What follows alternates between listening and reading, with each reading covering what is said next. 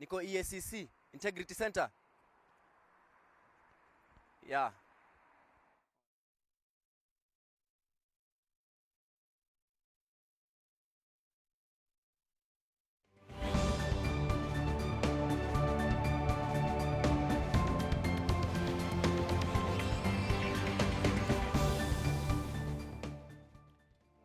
Well, it's 2 minutes past 11 a.m. live from the Nation Center.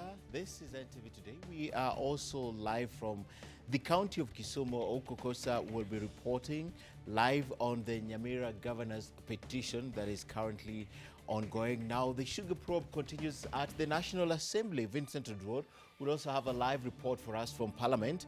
And at the Ethics and Anti-Corruption Commission, Kevin Mutai will be reporting as the former governor of Nyandarua. That's Daniel Waithaka gets processed to be presented to court this morning. He has been accused of several things. Kevin Mutai will be breaking down that for us.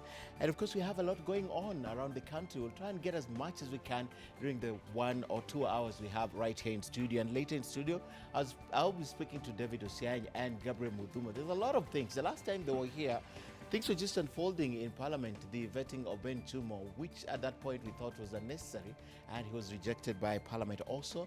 Now, the leaders from the Rift continue to trade accusations on the Mao evictions. We'll also be talking about that. Plus, anything that you want us to talk about, let's hear from you. Right, let's begin this program. My name is Ken Mijungu, and we go straight to the Ethics and Anti-Corruption Commission. That's where Kevin Mutai is reporting from this morning. Kevin, good morning. And we know it's a former Nyandarua governor plus a host of other officials, but really tell us what's happening. Why are they being processed? Why are they going to court this afternoon? Morning to you, Ken, and we are joining this broadcast from Integrity Center, that is the offices of the Ethics and Anti-Corruption Commission, where the EACC officers are expecting yet another client, and this time is the former county boss of Nyandarua and other 7 officials from the same region, including the member of Department of Water, Environment and Natural Resources, that is Grace Gitonga. The 7 officials plus the former boss of the county are accused of committing several offenses that contradicts or rather against the procurement laws in the country. This comes after the office of the DPP ordered their arrest and prosecution on Wednesday.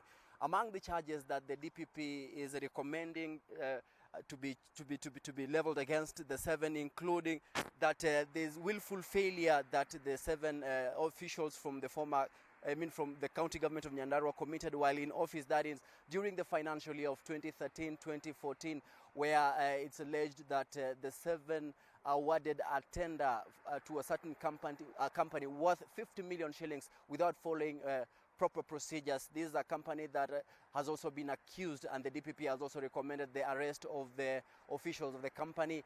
The DPP is saying that in the statement issued yesterday that the officials of the company did not follow, or rather did not qualify to be awarded the tender, and that they did not avail proper documentation. And with that, also the DPP is saying that that is what they found the county government of Nyandarua, that is official headed by the former boss, that is the former governor Daniel Waithaka, went ahead even without seeking the approval of the Public Partnership Committee to award the tender to this particular company. This is a company that the DPP calls it Tamal Engineering and Consulting Company. The DPP says that the company was paid 50 million shillings in 2 installments. That is, the first installment was done at a total amount of 23 million shillings, followed by another installment of more than 26 million shillings, that in the year 2015, late in the month of September. The DPP right now is expecting that the 7 officials from the county government will be brought to the EACC and later arraigned in court. But Ken, as at now, we are pitching camp here outside the Integrity Center, and we'll be able to bring you more details concerning the happenings that will be going on here on the expectations of the 7 to be brought before the EACC officials. Right, Kevin Mutai at the Integrity Center of Jakaya Kikwete, thank you very much. Reporting on the issue of former Nyandarua County government and led by the former governor Daniel Waithaka rather, they will be presented to court later this afternoon. That's the anti-corruption court. And he becomes the first former governor to be arraigned in court, if at all it happens this afternoon. So we understand they'll head to the EACC where they'll get processed before being arraigned in court. We'll be speaking to Kevin Mutai later, and also in the afternoon, my colleagues will be speaking to Kevin. They'll be following that story as one of the major stories we're following up for you this morning. But let's take you to Kisumu, where there's another case also currently going on. That's the election petition for the governor of Nyamira. And Oko Kusa joins us now live to... All right, I understand Oko Kusa is not ready, but we know that that case is currently going on. And as soon as we have details from Kisumu, we will definitely be reporting on the Nyamira. But this is an election petition, and I think that's John Nyangarama, if I'm not wrong, right? Yes, that's John Nyangarama's election petition. So we'll be speaking to Oko Kusa as soon as we can, because this is the petition, and it's at the level of the Court of Appeal. Let's take you in and just listen in briefly. In accordance with the law, that a formulaic malfunction that affected the tally of valid votes cast, being erroneously summed up, did not affect the result of the election, that there were a few insignificant errors of transposition that did not affect the result, that there were no violations of the Constitution or the law or the law to justify nullification of the election. On his part, the third respondent averred that the appellant's complaints are baseless, that the petition was an abuse of the process of the court, that the results that were declared represented the will of the people of the county of Nyamira expressed in free and fair elections, and that the elections were transparent, accurate, and accountable. He denied that he committed any electoral offense or malpractices, and denied that any of his agents had been arrested for bribery. He deposed that there was nothing before the court that would justify nullifying the results. After conducting a hearing and considering the submissions made on behalf of the parties and the law, the learned judge delivered the impugned judgment, in which he found that there was no evidence to support the allegations made by the appellant and no basis for nullifying the election of the third respondent as governor. He accordingly dismissed the petition, awarded the costs to the respondents, capping the instruction fee payable to the first and second respondents at 3.5 million shillings. The instruction fee payable to the third respondent was also capped at the same amount. Aggrieved, the appellant lodged this appeal on 28th of March 2018. 26th of March 2018, sorry. On 28th of March 2018, the third respondent moved this court by a notice of motion supported by affidavit, seeking orders to strike out the notice of appeal as well as the record of appeal. That application was based on the ground that the notice of appeal was not lodged in accordance with Rule 6 of the Court of Appeal Election Petition Rules 2017, in that the notice of appeal was lodged in the High Court at Nyamira as opposed to the registry of this court.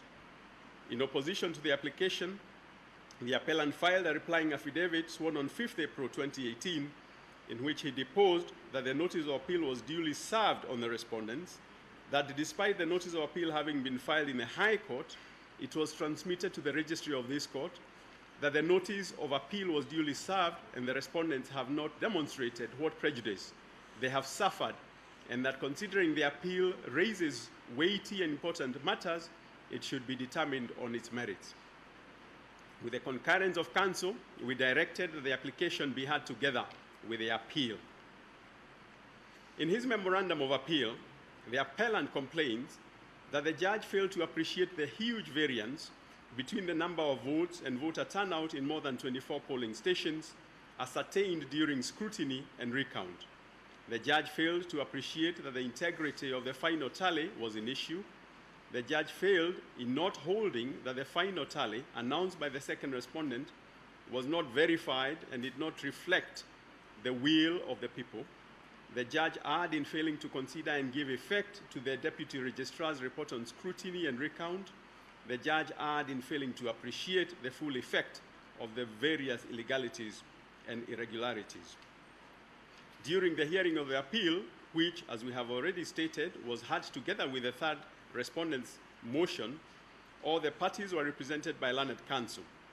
Mr. Gatia and Mr. Mogekoyo appeared for the appellant, Mr. Nyamwea, Mr. Mamboleo for the first and second respondents, while Mr. Nyachiro, Mr. Ndege, and Mr. Rioba appeared for the third respondent. Counsel relied on their respective written submissions that they highlighted.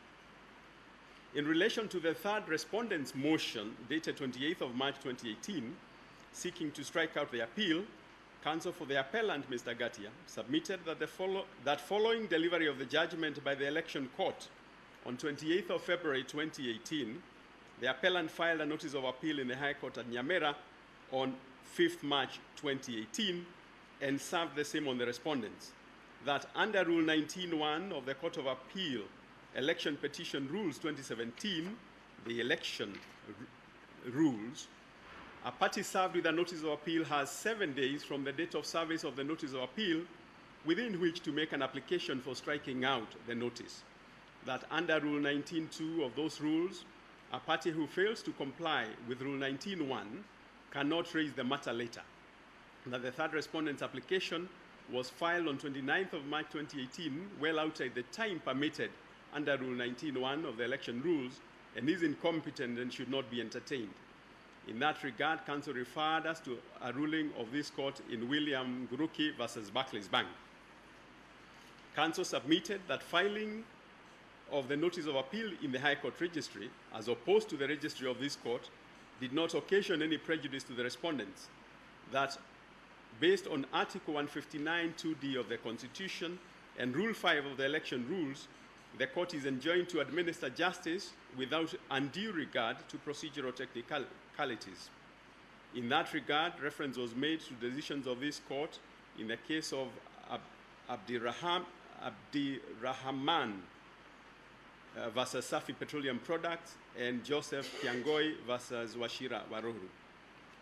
Turning to the appeal, counsel submitted that the appellant established before the election court, to the required standard, that there were massive irregularities in the conduct of the election, that the scrutiny undertaken in accordance with the order of the election court confirmed the irregularities in the form of unexplained votes, ballot stuffing, variance between ballot counterfoils and recorded voter turnout, counting and tallying errors, votes cast exceeded voter turnout, missing counterfoils, that the irregularities were widespread with the result that the election was not conducted in accordance with the constitutional principles under Articles 81 and 86 of the Constitution.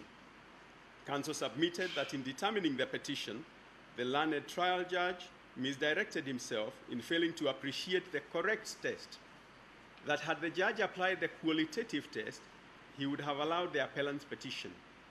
Citing the Supreme Court decision in Raila 2017, counsel submitted that the irregularities established by the appellant, quote, go to the very heart of the electoral integrity, end of quote, and that the margin of votes between the appellant and the third respondent is irrelevant, as the numbers are the product of many unanswered questions.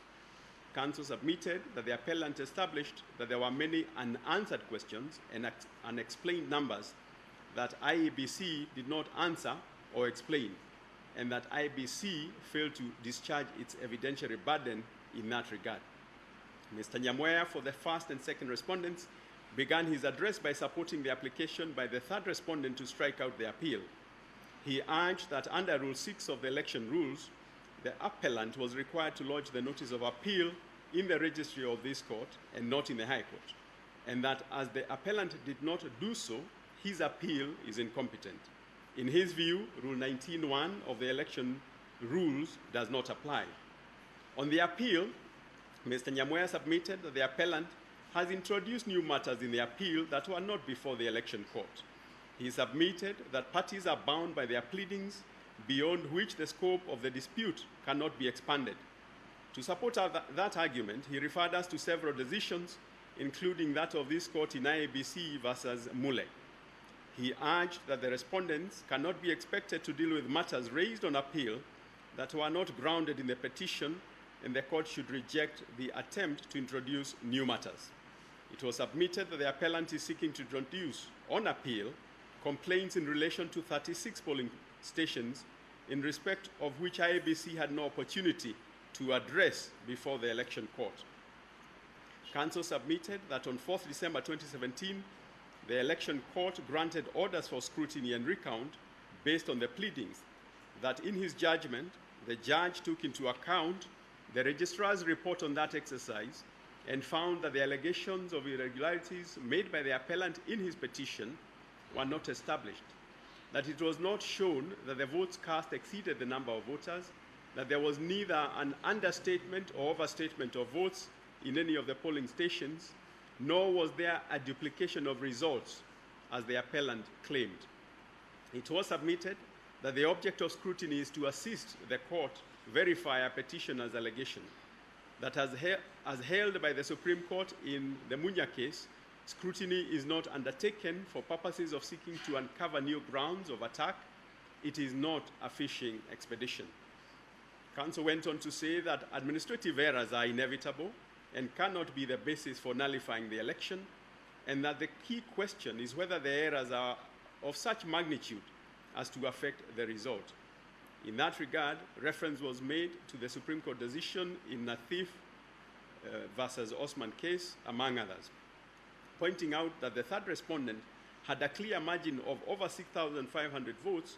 Council urged us not to disturb the will of the people of Nyamira County by upholding the election. For the third respondent, Mr. Nyachiro, began by submitting that the appeal is incompetent, that the notice of appeal was not filed in the registry of the High Court, that the notice of appeal filed by the appellant in the High Court cannot be a notice of appeal under the rules of this court, notwithstanding the claim that the registrar of the High Court, Nyamira, did, upon receiving the notice, forward the same to this court. That in effect, an essential step within the meaning of Rule 19 of the election rules that goes to the competence of the appeal was omitted, that without a notice of appeal there cannot be an expressed intention to appeal, and there cannot be a competent appeal. Reference was made to the decision of this court in John Matti versus IEBC. Turning to the appeal, counsel for the third respondent referred us to the appellant's petition before the election court, and in particular to the grounds upon which the petition was based, and submitted that different complaints have been framed in this appeal that are a departure from the complaints before the election court. It was submitted that the parties are bound by their pleadings, and it is not open to the appellant to urge a different case from that which he pursued before the election court. Right, it looks as though that ruling is taking quite a bit, so we will take a break from the court in, that's the Court of Appeal in Kisumu. Okukusa is reporting live, so as soon as we have something out of it, we'll definitely be telling it. It will be a breaking story, whatever happens, either affirming the ruling from the High Court or differing with that ruling. We'll be telling you exactly what comes out of that petition for against the election of Nyamira governor. So let's move on and take you to Continental House right here in the capital, where the Committee on Implementation is this morning having a meeting with, among other people, the Agriculture PS, Dr. Richard Lesiampi, on the sugar crisis in the country. Let's go there and also listen in.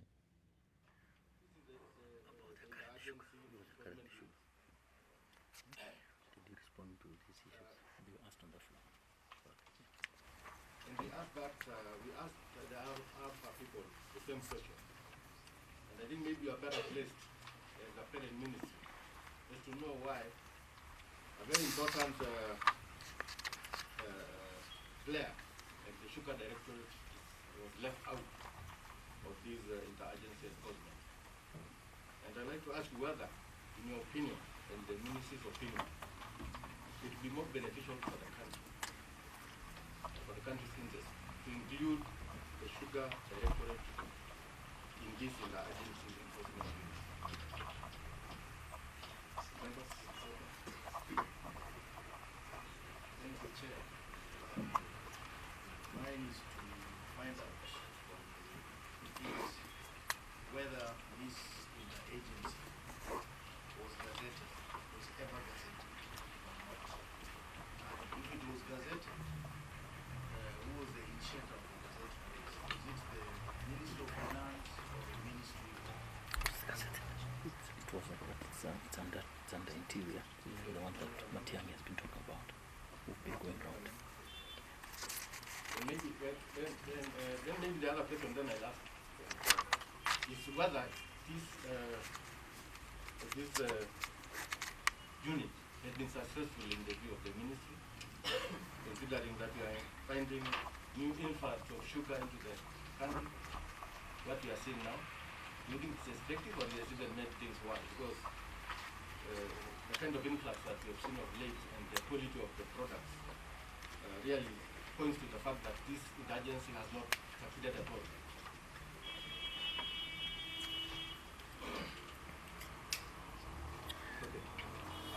Chairman, sorry, I've come late. No, it's okay.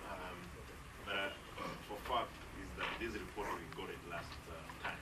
This is important. Again, we are looking into with the PS, who were with AFA, and they presented us this report last time. I don't know, we were timing the same report.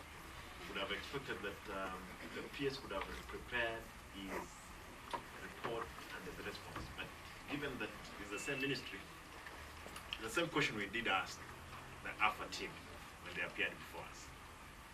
And of course the answer we got from there that they were not been involved. We don't expect another answer other than that one. I want just to follow up on what the chairman has just asked. What do you think? Was it important for AFA to be involved, especially for the current crisis that we are facing in the country on sugar importation? Given that AFA confirmed to us that indeed they saw the Gazette notice without their input in terms of tonnage which was to be brought in. Given that either your ministry gave tonnage only, the ministry, I don't know, the Department of Milk, for border milk, but for sugar, you were put out of, you didn't appear to provide enough from the Ministry of Treasury to consultate with you people on tonnage of the sugar. Because the problem we have at the moment is the problem of not implementing this report when you got it 2016. But appears you are in the office then. The good thing is that you confirmed to us, your people confirmed to us that they received it 2016. So you know, these answers and questions that are interrelated. Therefore, if I go out of the question, you bear with me.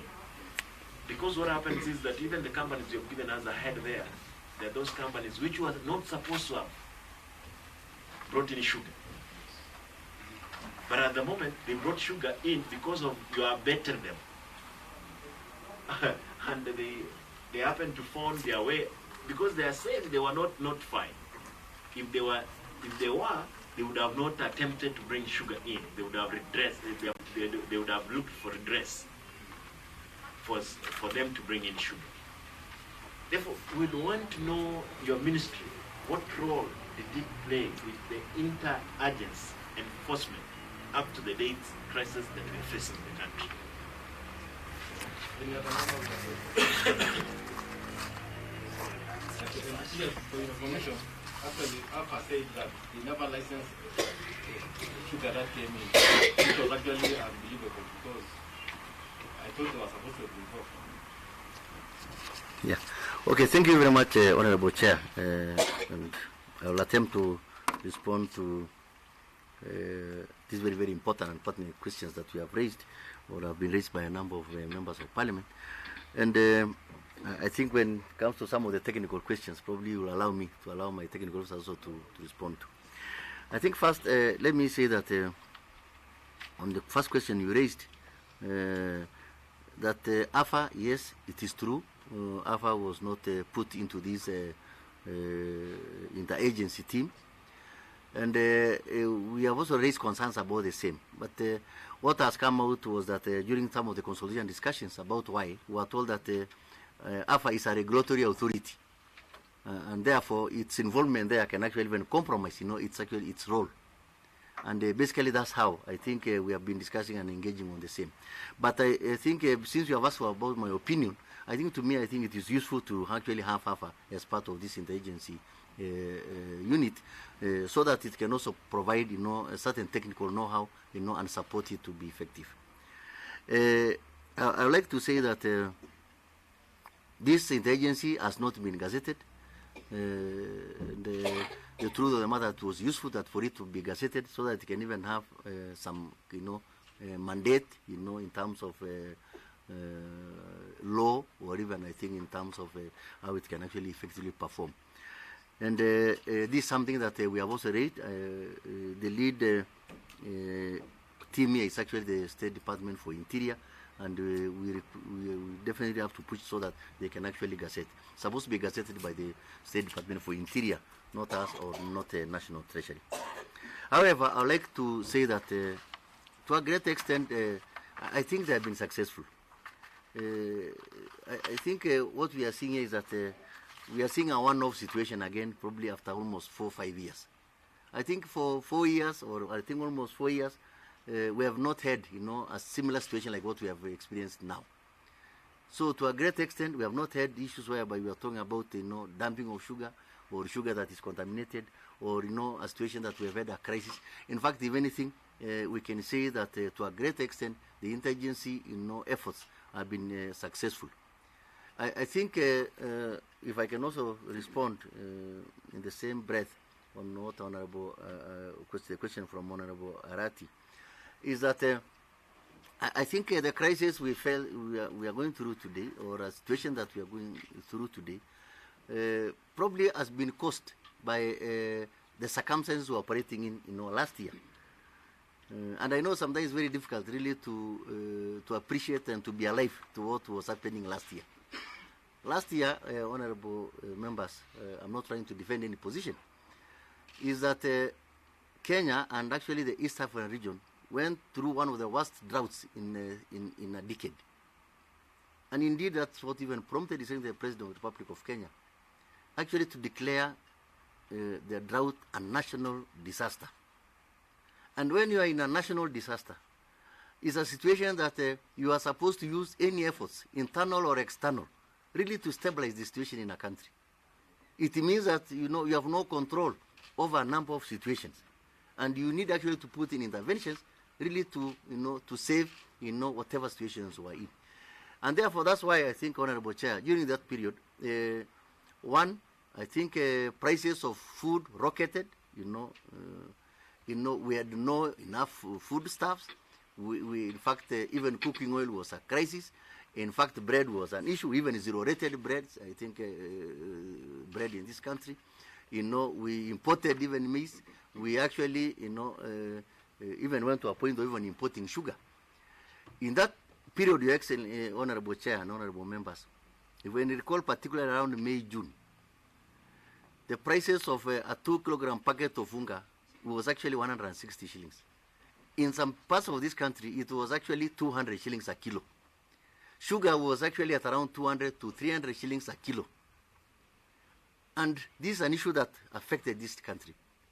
So what happened is that I recall, when it comes to the issue of sugar, the only situation that I think probably brought a situation that today is causing us problems is that the Gazette notice was issued. It was issued by the National Treasury. And I think as they have, responded to that matter, I think in different forums, is that, there was no limit on, in terms of quantity. There was no type of sugar. And to a great extent, of course, as it is said, and I want also to confirm, it is possible that that's one of the situations that actually led to what we are probably experiencing today.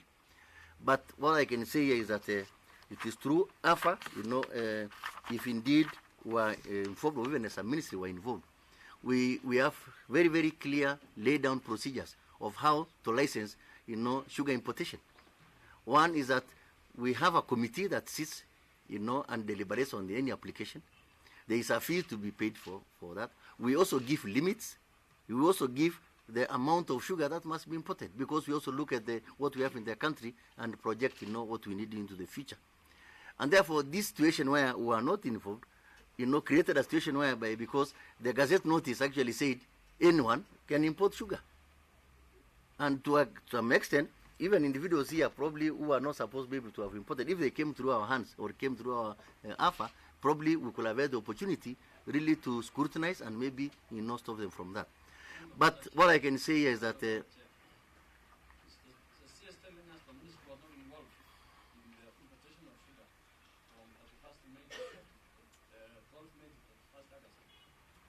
Yes, what I'm trying to say here is that given the nature of the emergency we're going through as a country, yes. What I can say here is that we had consultations in government, between National Treasury. There were meetings held. There were meetings held, including several other government agencies, discussing about the national crisis, which involved issues of sugar, involved issues of maize flour, including everything. We were involved, and through some consultations we were involved. The ministry? Yes, we are represented. When I talk about the government, Minister of Agriculture was involved, Treasury was involved, all, quite a number of very critical ministers were involved. Therefore, Chairman, the question remains, what was your advice on quantities? Yes, we were in crisis. What quantities were to be brought in? Because your ministry was involved from the word go in the consultations.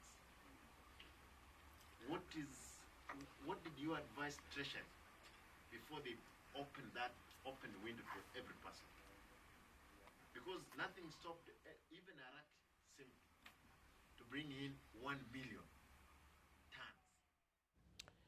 And of course, the sugar probe continues. It began long time ago, probably 2 months ago, and it still continues. So we'll be right there. We have a reporter who will be reporting live and giving us the details.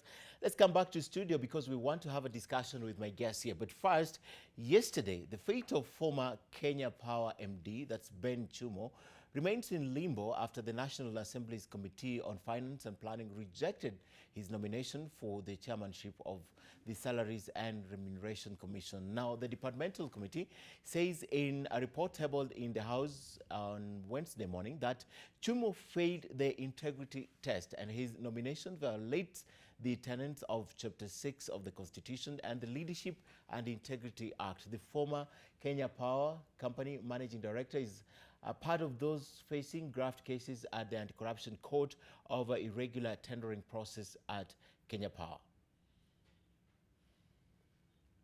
So the question is, how did this happen? Now, the former MD, fate now lies in the floor of the House. That's the plenary. But as NTV has learned, his fate could already be sealed.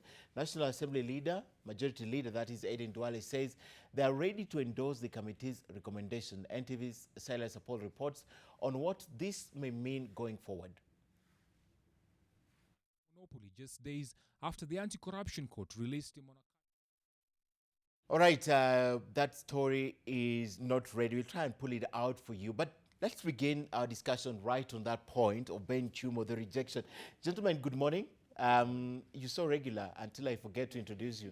I think we should just give you permanent seats here, right? For interview today. You should. So from today, this seat is meant for Gabriel Muthuma, who is a political and governance commentator. Yes. And that seat is meant for David Osiany, who is also political and governance commentator, right? All right, gentlemen, good morning. And let's begin where we left. We didn't have adequate time last week, on Monday, not last week, on Monday to discuss this as it unfolded. Right. Ben Chumo, definitely, everyone said it was immoral even to appear, Parliament, people even questioned Parliament. Why are you even giving him the audience? Little did we know that the Majority Leader almost had sealed his fate. That evening we had the story of the Majority Leader saying, you know what, it's exercise in futility. It did not happen, but we expected it, right? No, of course. Talk to us. I mean, it unfolded before our very own eyes, Osiany. You know, when the MPs finally rejected Ben Chumo, I remembered the good book as a Christian when the Jews would ask, can anything come out of Nazareth? So I wondered, can anything good come out of Parliament? Okay. And they did well. Never mind, I was told, I was informed by various quarters that from the onset, Ben Chumo was not even a favorite of the MPs from his backyard because he was viewed not to be the good books of the boss. Okay. But be that as it may, I would still have asked that Ben Chumo should not have appeared on his own volition. He should have said, see, I was appointed before this graft case was brought to the fore. And considering these new developments, I am going to surrender this position, finish up with my case, and at an appointed time, just the same way the president had deemed me fit before this, I know I will be able to serve Kenya in another capacity. Okay. So I am grateful that Parliament did that. I want to see Parliament do the same with mercury in sugar and copper and lead. I want to see the Parliament do the same with Ruaraka land problems. I want to see Parliament becoming as ruthless with their final recommendations and reports with all the issues of corruption we are handling at the moment, NYS 1, NYS 2.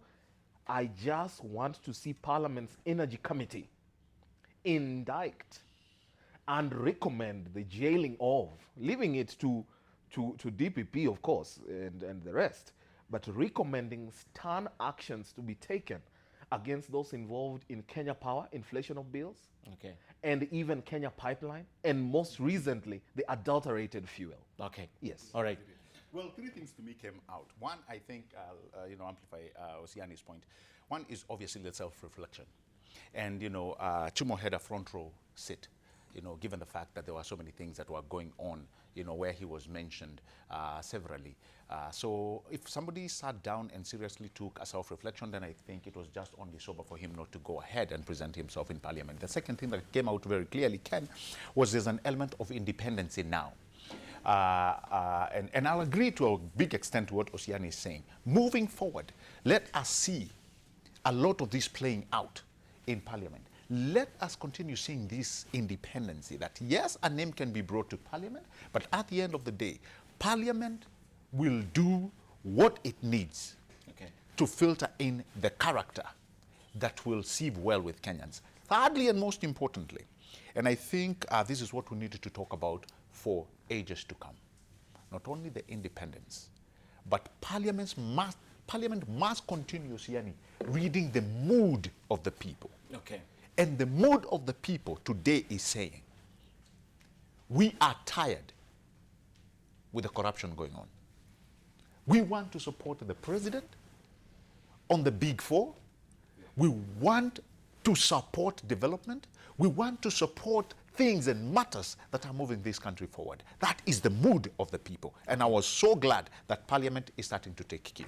I hosted Senator Kajwang here. I also had Kutoing here, and the members of Parliament, seasoned members of Parliament, and what they told me is that Parliament had to afford him that opportunity because there's a parallel thing going on, but doesn't stop them from giving him, vetting him. So even Senator Kajwang told me if he was the chair of that committee, he would have still not refused to vet him. But ultimately what would have mattered is the report. Now, my question is this, a Parliament that has been known to be a rubber stamp of the executive, probably that's where Ben Chumo was hoping to get and I think probably he may have thought that would work. Yeah. Now, when you talk about the law in itself, yes, the man is still innocent until proven guilty. That one we are not refuting. And it has been cliche, and my friend would agree.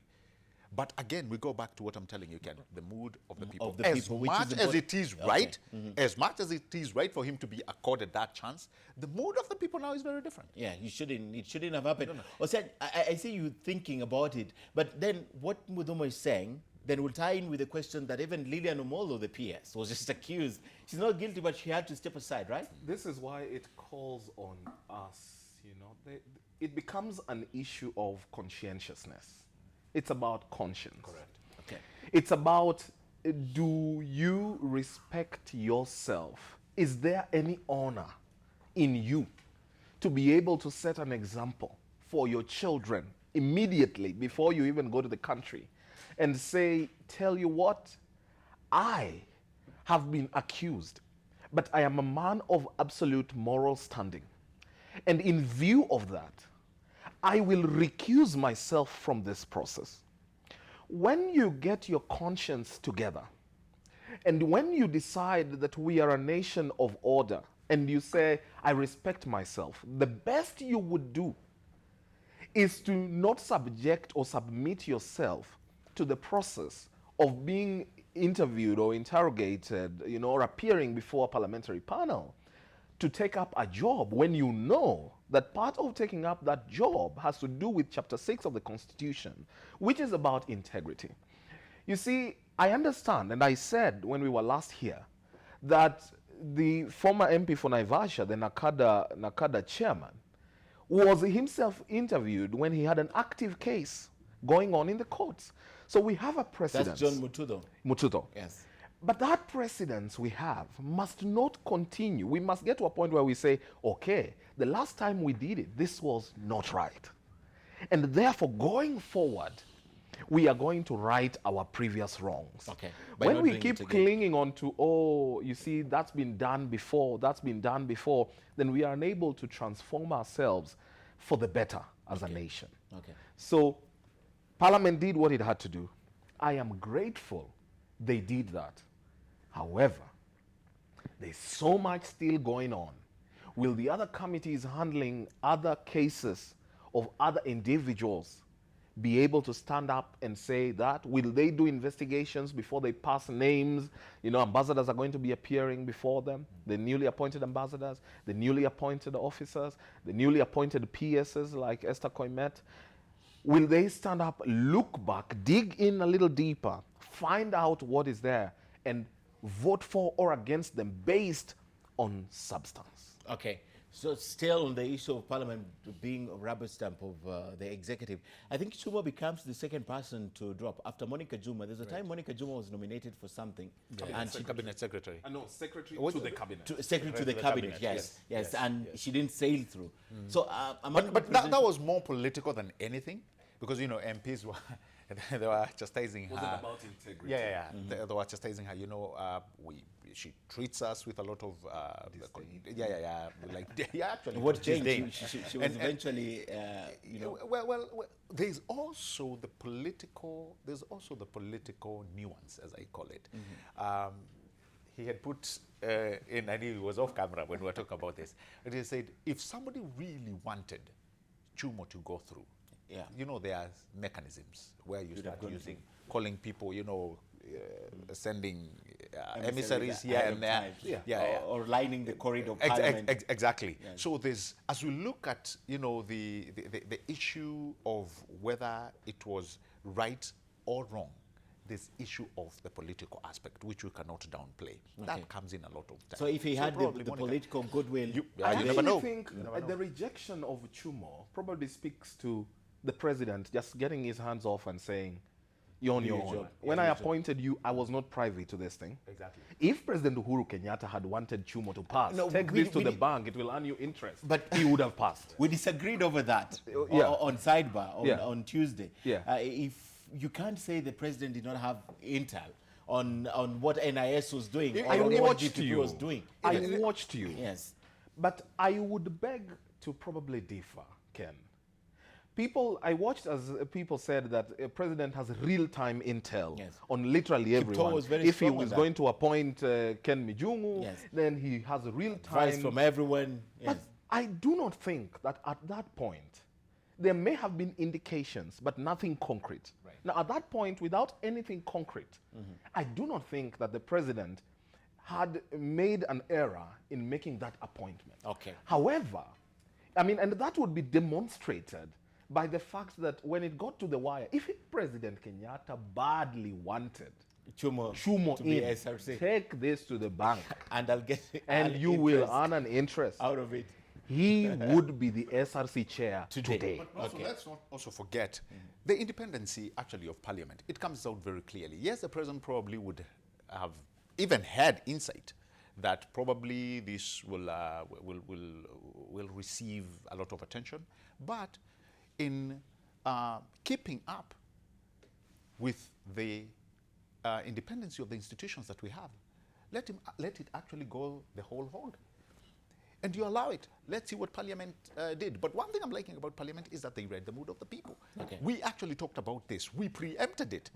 live. No, we and say- on we say almost upfront. It everything. shouldn't have happened. Media Shouldn't. houses, people on the street. You saw how Twitter took it out. yes. You saw how social Straight- media straight became on, straight on. You know, and it was almost a scathing attack. Okay. You know, of the attack. So Parliament read the mood of the people, and I think sometimes because Parliament is representing their people, they're the people's representative, for them to read where the mood is going, that was, I think, was a great A for them to do so. Yeah. All right. All right, just coming in, breaking news into our studios right now. The election of John Nyangarama, that's the Nyamira governor, has been upheld. That's breaking, just coming into our studios right now, that the election of John Nyangarama of Nyamira has been upheld. We'll cross back over to Kisumu and talk to Okokusa, who's been covering this up for us. But let's discuss this as we wait for Okokusa to get ready. And of course, talking about what happened in Parliament, I'm also thinking on top of my head, you know, how many of such are likely to come and unlikely to be upheld in Parliament. I mean, it goes down to questioning how Parliament functions. Yes. You know, so I'm just wondering from the top of my head, is Parliament able to do this, or it was purely and based on reading the mood of the people? No, Parliament can do. Remember, they are their virtue of me and you. We voted these guys in. So the mood that we present outside, that has to be filtered through and through into Parliament. If we tell them, like in the US Congress, what happens? You hear somebody is telling you, pick up your phone, do what? Call your congressman. Why do they say that? They want you involved in the decision that that congressman is going to do. It's not different from the way we do it in Kenya. Okay. So like the issue of sugar, I mean, you saw how it went. And you had so many people chastising Parliament and that committee because of taking that photo with the rice. You know, Gabriel, how this would have worked perfectly if recall was real. But you can't recall these guys. No, it is real. No, but we can't We need recall to them. exercise. Oh, no. But we can't recall them. Yes, we can't recall them if they fail us. We can go all the way to recall a sitting president. It is within our laws. What It you is, should be but asking is, why is are it we practical? not? It is very practical. Why are we not able to live out that true meaning of our constitution, that we can recall anyone? But even Parliament, I know, Osiany, you want to speak about this, but even Parliament made it very difficult for them to be recalled, you know? I'm telling you. So difficult. I am waiting for Gabriel to tell me globally where the recall clause Has ever worked. It is a beautiful thing to have in our constitution, but achieving it is something altogether different. You will need 2/3 of the registered voters in that particular constituency. Even before you They go tried there, Wambora. how With long, Wambora, they does it, tried. how long does it take Before to it's even even institute? approved. Yes. With Wambora, they tried. And by the But way, that's not Osiany- recalling, no, was no, it? That is Before not that, recalling, that was removal. it was almost going through that. And you remember, let me tell you, when people want to do something, it can be done. Remember, there was a time at the beginning of the year when the women rep for Kiambu had an issue to do with salaries. You remember? Oh yeah, when she spoke here, Gabriel. she spoke right here. How many signatures were collected in 2 days? I know. All right? So don't say How it many is were not- collected? There There were less than 1,000. They were not sufficient to recall. No, 2/3 of the vote in a county that voted for Gathoni Mushomba. How many votes are in Kiambu County? Oh, a lot, quite. There are Over 200. no, there are more than But 500,000. people gave the intention. People gave the intention that they were ready to collect signatures To recall and her. To recall her. Yeah. You see, if it was, even though they didn't, It shook her, I remember. Of Yeah, course, no, it did. Even, It did, even and though, she I mean, she disappeared was all somehow. of us. She went to all the news media houses corrected and the intention. actually asking for forgiveness, All right. which was a good thing to see. Let me just say this. Gabriel thinks that Parliament will always rise up to the occasion. The Committee on Agriculture just failed us horribly, and we can No, do it was joint nothing. on agriculture and trade. It was a And joint there's committee. nothing we can do about it. And yet they had read the mood and still went the other way. I almost became a parliamentarian myself, but I do not fear to say that times upon number, the Parliament has let down the citizens of this country. When they have been given an opportunity to investigate, you saw how Rai appeared before that committee, and they were just cajoling with Rai. They were just having fun, and everyone was rushing to greet Rai as if there had been something before or there would be something thereafter. And so we will not have a country where But that's blanket. That's blanket condemnation. No. Millie Mabona told me she's never taken bribe and she will not be part of it. No. You see, it must not be all of you. The guy just needs to have more than half of you you But you said to Parliament. pass. But you said No, Parliament. That I is said granted. there are times, not everyone. Of Okay. course, I am proud of the other committee. Never mind, there may have been even other issues that made them reject Chumo. Okay. They may not have rejected Oh, Chumo based on the because fact that they felt he was integrity. incompetent Okay. and he had integrity issues. But you would single out the number of times when Parliament has lived up to its duty Right. and the mandate as the watchdog for the people. And I will tell you, you may count very few times Not on one compared hand. to no, on we're one slightly hand. above that. But for the longest, Yet and there, I agree. there are parliamentarians who have been remarkable. But are their voices able to rise above the din of the voices of the other side that does not live up to its duty? Certainly not. They are drowned by the majority who end up sometimes being compromised because of... So I can only hope and pray that as we move forward, starting from what has happened with the Energy Committee, I mean, with the committee that was investigating, that was handling Chumo, they will follow suit. And each time they must remember that they took an oath before God and man to do their duties with honor. Okay. Yeah. Okay, I'd like to finish this discussion on Chumo, but tell me, does this in a way dent the fight on corruption that President Uhuru is building his legacy on? You see, Does it? very quickly, Ken. You see, when the president took on the fight against corruption, and I don't believe it has been done in the past, where you just all of a sudden almost say change all the offices that deal with corruption. But Kibaki did it. There's a time he also got rid of ministers. No, forget the ministers. I'm talking about the institutions that are mandated okay. to fight corruption. The DCI was removed. The Attorney General, we saw them go. The DPP, a new person. People who are actually marinating well with the fight against corruption. So I think that was a very clear indicator that the president was serious. I bet ESCC are still seeing a lot of convolution in it. But the point I'm trying to make across, Ken, is this. The war against corruption is serious.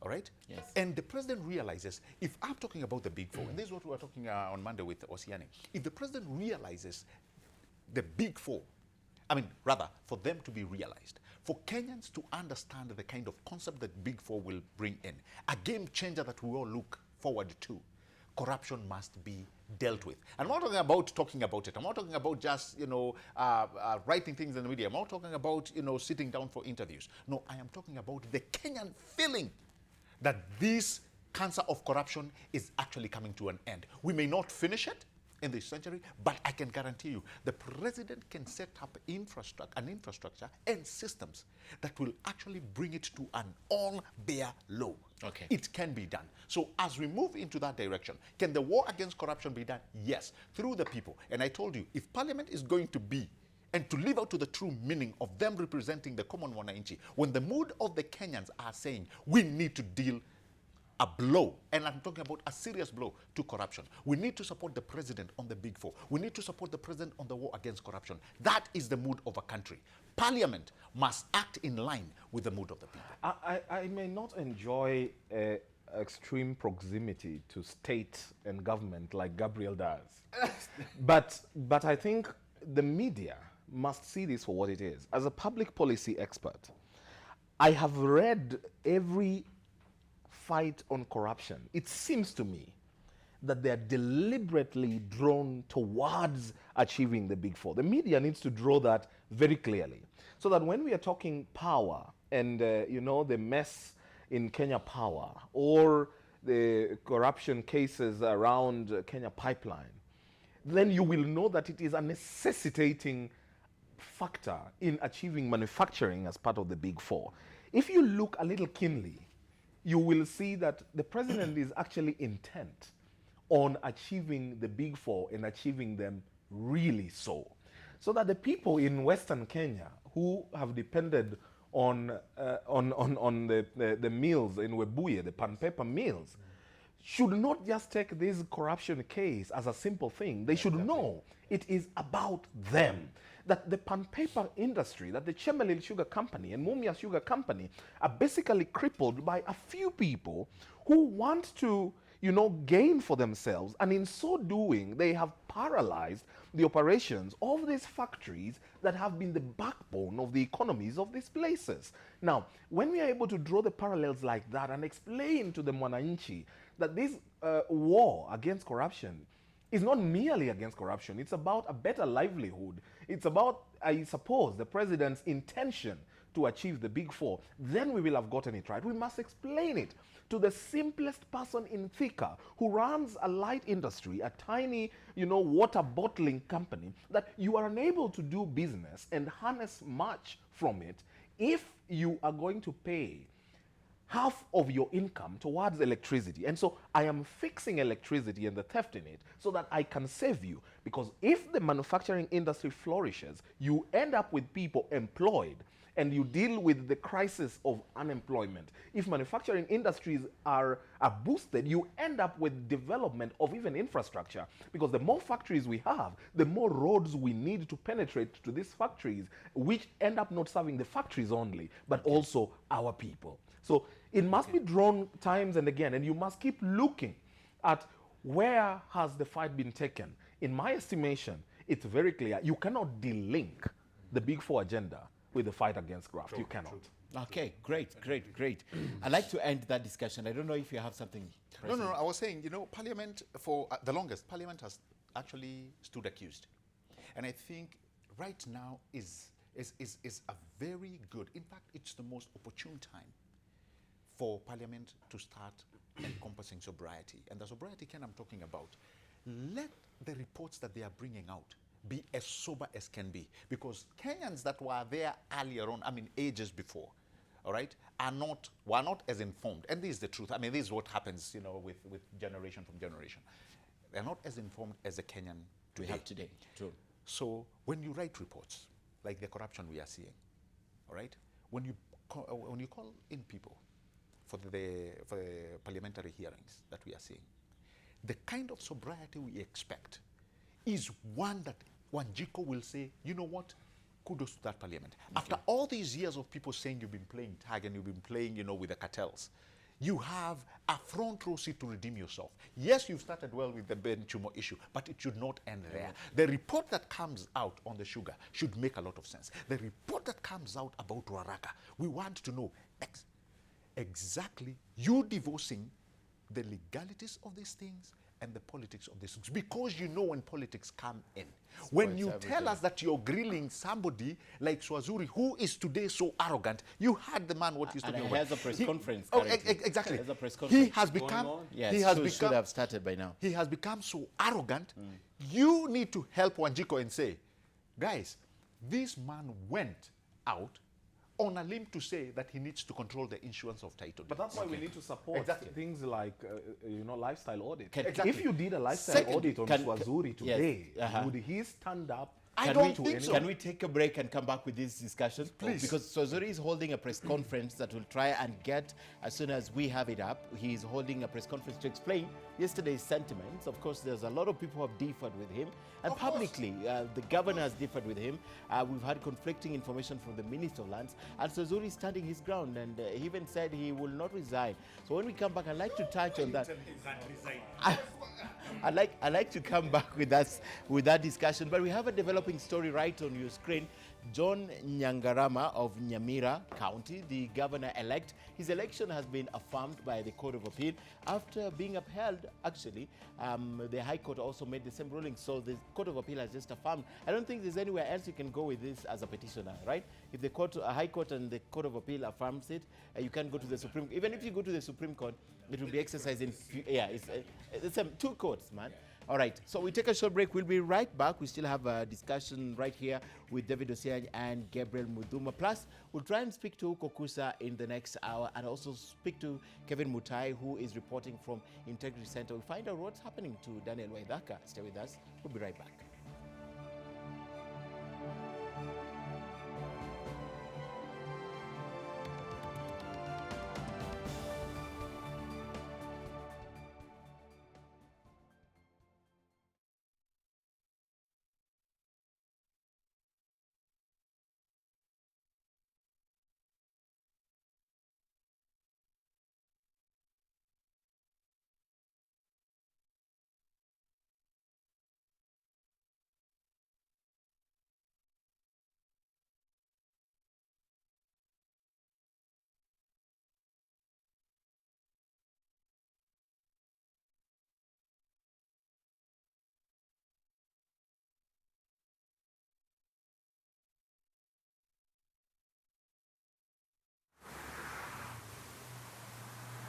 Yes? Yep, nakusikia. Yes, they've been arrested. 5 of them, eh? 5 of them, yes. The 5 are county officials, that is the governor and 4 others.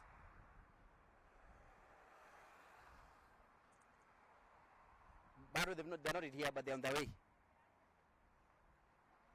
Aye. Nipunguze? Punguza level ya mic. Ngaru yashasikia. Aye. Aye. Okay, okay.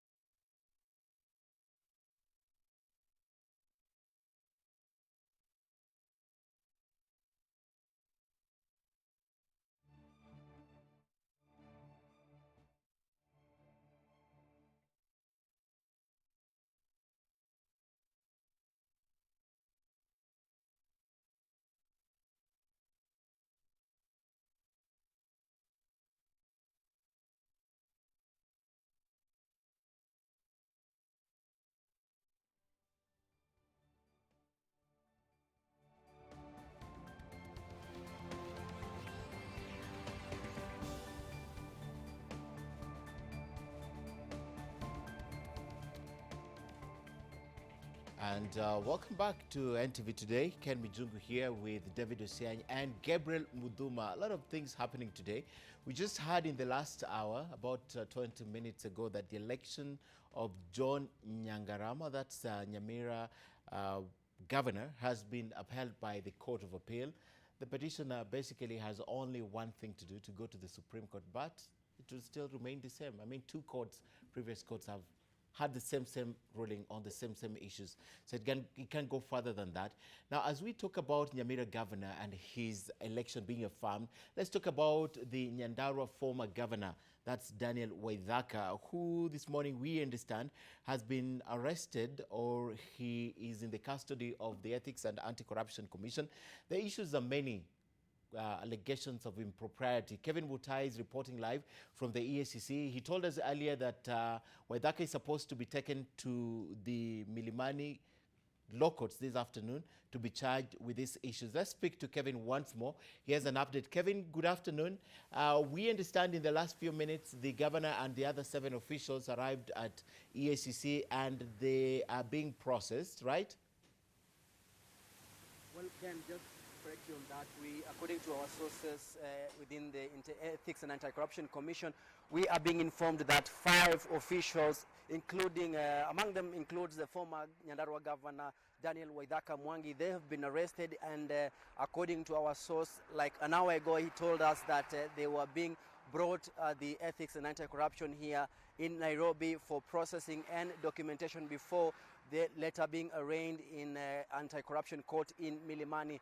Remember, this case has been going on, EACC officers saying that they've been looking into the matter since the year 2014, whereby cases and other allegations of flouting of public money emerged, and according to investigations carried out by EACC, or rather conducted by the commission, it indicates that former governor of Nyandarua, Daniel Waithaka, and other 6 officials committed an economic crime by using, or rather committing public money into ways that is not recommended. It says that they flouted procurement laws and awarded a company, that is Tahal Consulting and Engineering Company, a tender worth 50 million shillings without following proper procurement procedures.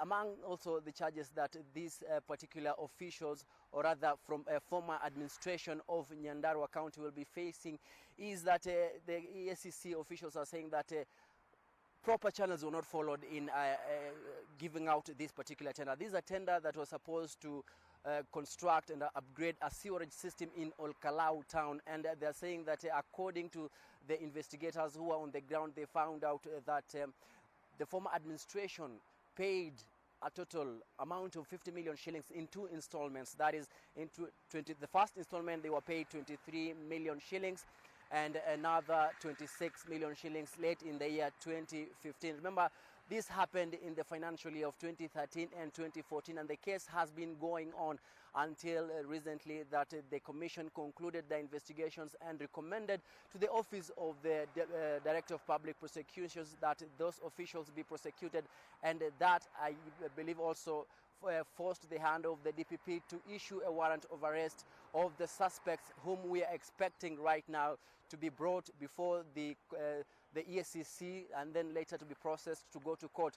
But also another thing, DPP also ordered for the arrest and prosecution of officials of the Tahal Engineering and Consulting Company, but so far we have information that those people are still they're still looking at where they are, and the officers from the EACC are tracing them. But what we have here is that we have a name of Chen Yachanan and Albert Attias, but we don't know if these people are the owners or directors of this particular company.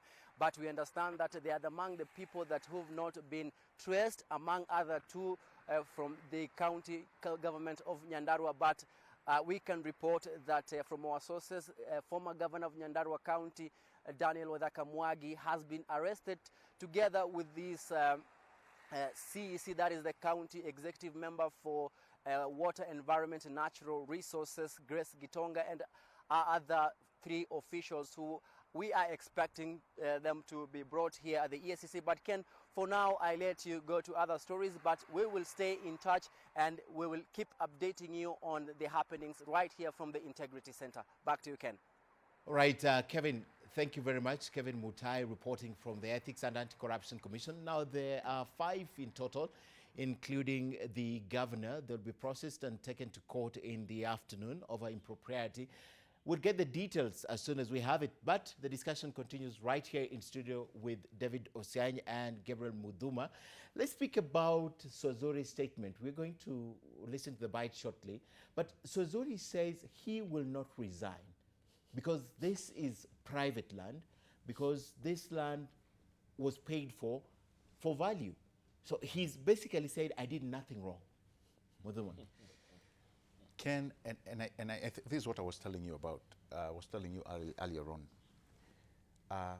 As the person who we all know, you're running the issue or matters to do with lands, the commission that's dealing with lands. The first thing you would have done, because right now you've convoluted so many things. People, Kenyans that you talked to, Osiany, do not know even now whether the land we are talking about or the land in question is private or public. But what comes out very clearly is that you are seated in a very good position to authenticate that particular land. So it should be very clear when you tell Kenyans whether it's private or not.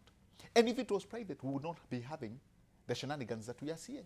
You should not be throwing the people under the bus. One thing for sure I know is this, and I'm not preempting anything, is that every place Swazuri has been mentioned, including when the EACC were saying he needs to be prosecuted. In fact, it was not to do with the land in Ruaraka. It was way back You know, the issue to do with the SGR, you know, the exaggeration of land, you know, there has been so many things that Swazuri has, you know, his name has come into question. So the problem is this: the communication that is coming out from this man is flawed. It is totally flawed. And that is why people are saying as if he's taking everybody and their uncle for a ride. I would have liked, again, we come to Parliament, to solve this issue and see whether it is heading into a political direction or a legal aspect. What is the truth? That is what me and you want to know. And if this truth has been messed up with, who has done so? Is it the Mburu guy? Is it the people that you're mentioning? Who is? All right? Government cannot say one thing on this end and you tell us one thing on this other end. You're government, from crying out loud. But So the arrogance, and you see the arrogance that he's coming out with, please don't tell us that you won't resign. Like Osiany said, we've heard that so many times and people ended up resigning. Okay, but who is better placed to judge whether this land is private or public? I think it's him. So if he says it's private land, or saying, why do we doubt him? I think we've gotten to a point where we no longer know who is saying the truth. Right. And at that point, therefore, in my estimation, the person who's going to break the tie, who is going to tell us the truth, will have to be Kinoti, the Director of Criminal Investigation.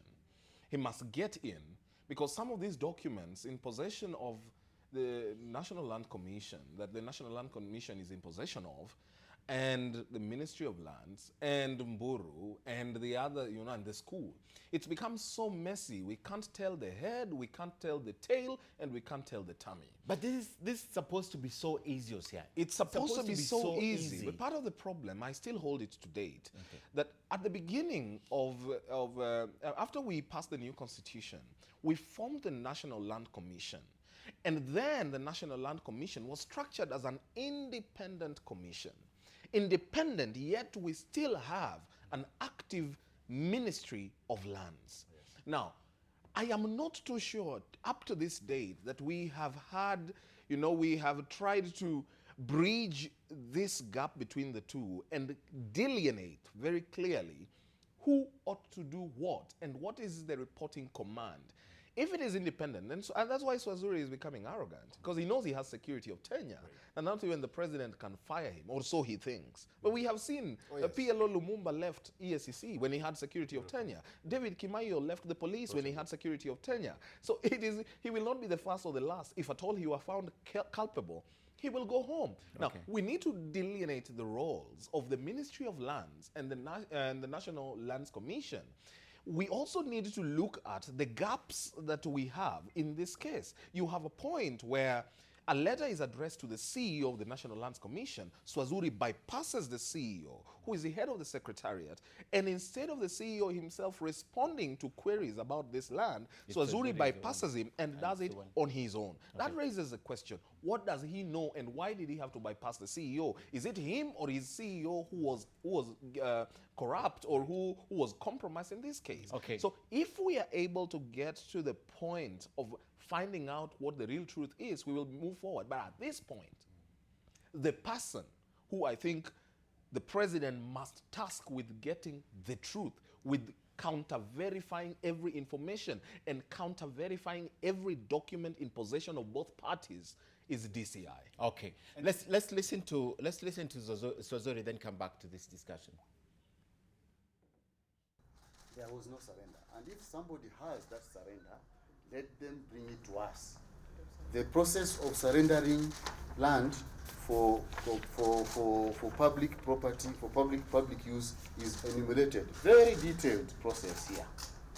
It will end up with the approval being registered in the title, and a deed of surrender is signed. Nothing like that happened. I'm ready to challenge anybody who has counter information. This commission here is ready to challenge anybody who has counter information to what I have said. Produce it. Okay, Very interesting. And at the far end, he said he will not resign over this saga. So that's what I talked about. Yeah, the process of acquiring land, even transferring title, even exchanging public land, even change of use. All these things are clear in the law. Why are we having a very difficult time over this, Osiany? You know, Ken, Swazuri speaks with confidence, and I understand where he comes from. He says that there is a very clear and detailed way of doing, and what he's saying is that once you surrender, then you have to be given a deed of surrender. Yes. Which is the document that he says no one can produce. Yes, because it was never, is it that never happened. going to be the basis of annulling the whole question around the Ruaraka land issue? One document being, I mean, if it's missing? I have known for a fact in this country that files and documents disappear in this country. What if it was there and it disappeared? But even a copy showing that it was surrendered. You know, you can have a copy, Ken. This is what we don't understand. You can have a copy today, but what will verify your copy as being true? The original Someone one. can say this is a fake. Yes. Where is the original? Okay. If the original is not there and you do not have a copy, that's why I'm saying this ping pong and, you know, run around is meaningless. Let Kinoti, the DCI, jump in. Before we go to Kinoti, my elementary knowledge in conveyancing is this: land. You acquire land, and then you only surrender after you have developed, because that is the only consideration. Right. So if we have a particular land somewhere, I develop the land, I propose I want to do housing units, right? Yes. Then there's requirement 1 for amenities, 2 for roads and all access to the other parts, right? Yeah. So at the point I'm surrendering this land for any purpose, I must have fulfilled one area of this surrender, which means I shall have put up an apartment, for example, or apartments. So because these people need the road, then I will surrender part of my plot and say, because I've done the apartments, you need access. So part of this road, and I sit with the county government and say, part of this is yours now for access. It was part of my land, but because I built apartment, do. Then I'm putting up 1,200 units, because that's what Mburu was supposed to do. Right. Yes. Then on the basis of putting the units, then they say, but these people will need a hospital. These people will need schools. So what do? You surrender part of it. Yes. Then it's used for the school. That project never took effect. They got to 196 apartments or something, and then they stopped. When they stopped, why would he still go ahead with surrender? Yet the original project that would have necessitated the surrender never happened. I want that question Buru's explanation is not that he stopped surrendering. You know, he said he surrendered, then he cancelled the surrender. The surrender, which you're allowed before you do the development. First thing, Swazuri must then tell us is at the point that he surrendered, where is the document? Where is the deed of surrender? Because he first surrendered, then cancelled the surrender. And he did not cancel the surrender because he did not do the 1,200 units, Ken. He cancelled the surrender because he realized that Hawks wanted to grab the land. Exactly. That's what he said. So his original intention was that if I were to build 1,200 units, these people would need a few social amenities. They would need a play area. They would need a school. They would need a hospital, a police post somewhere. I, as a responsible Kenyan, would surrender a bit of my parcel for this. That's what Mburu says. Yes. He, however, says that he cancelled the surrender because he realized that the Sonkos of this world had wanted to grab it. But the question arises, where has he been all these years? That's the big question. This is 36 supposedly more than 30 years. He has been dealing with this land, he says, has been his. Schools have been developed on this land. There doesn't seem to have been an objection at the time. Where has he been to only end up claiming the money? Have you been to Ruaraka? Have you been to the state? Yes. Have you seen the kind of security? Have you seen the perimeter fence that have been put there? Do you know there's a time, I remember when I first lived in Nairobi, there's a time that land was being protected by the GSU. Correct. Do you know that? Correct. Being protected by the GSU. Even now, I think they still live in there. And do you remember, there's a time, if you read the history of Francis Mburu, he even left the country at some point because of the push and pull with the Moi government based on that land. And is that the reason why the land was occupied without him? And you know, Ken, there's one thing, and I told you this issue, and I'll tell you why I feel it has taken a wrong direction. It is because we do not know, or I feel rather, from where I'm seated, this issue has moved from being a legal issue to a political issue. And the problem when it takes a political angle, you can never know what the facts are. Same thing as what we are going on or we are going through with the Mao. Okay. Okay? When things take a political angle, it is like everything else. The facts and the truths are almost, washed away. Why am I saying this? We are told at one point that this land, I don't know whether it's the same piece of land, but the land in question was actually given out, was it the Babandogo, Disiva or D'Souza? Yes, One yes, of those guys. yes. He actually gave it out. So he gave it out to who? We need to satisfy that. He was the original owner of Yeah, the yeah. whole land in Babandogo. Yes. That is what we are told. And that is where this whole issue starts. No, but this guy made it clear. He said this land was sold to him by Peter Kenyatta, Dan Kandegwa, the late Jenga Karume, and someone That someone would else. mean, Yes, that would mean Yes. he surrendered it to government and people took over from there. So they made it. The issue of making it private or public, it's a lot. It's so convoluted, and that's why when you see the two statements, one coming from the National Assembly and the one that's going on with the Senate. I mean, you had Senator Kajwang here telling you. In fact, he gave you that history. I was following the show. So if it has taken a political angle, which I believe it has, I can guarantee you we are going to sit here for a very long time. Because we go with his way. We wait for Kinoti. Truth will be what, of course, there are people mandated. And if I was Wazuri at this point, I would have kept quiet. I would not be as arrogant as he is. But the heat is too much. It doesn't matter whether the heat is too much. You see, when you're on the side of the truth, let it come out. It will come out eventually. Truth is very stubborn, Ken. Truth is very stubborn. That's what it does. Just give it an opportunity, it will show up. And it shows up with a kind of arrogance that he is actually displaying. Okay. That is how truth will show up. The amount involved in this parcel of land is so massive. This is supposedly just a little, 1.5 billion, a little, that was paid, and much more awaits payment. Yes. My friend, 3 billion is not a child's play. No. It can literally run what the truth is and what the truth is not. It needs men of metal and substance who can neither be bought nor sold, who will tell us the truth as it is. If I were president, I would call Kinoti to State House and tell him, Kinoti, I'm going to depend on you. Dare you be bought, I'll come for you. Then tell me what the truth is about this land. Because the truth is there. The truth is with them. They know, the Ministry of Land knows the truth. If it is Mburu's, do not take someone's property wrongly if it's his. However, if Mburu is taking private land, then it becomes public land rather, and taking it for himself and distributing a few monies to aid the takeover of that land, then it is also wrong for him to be paid for what is public land. Now, this still speaks to, as I said, the big four, and that's why the president must be very firm on it. If I do not have land to build this, how am I going to do affordable housing unless the government has public land where we can do these affordable houses for people to purchase and help the middle class grow? Home ownership in Nairobi is at its worst levels. The percentages of homeowners in Nairobi are in single digits, really.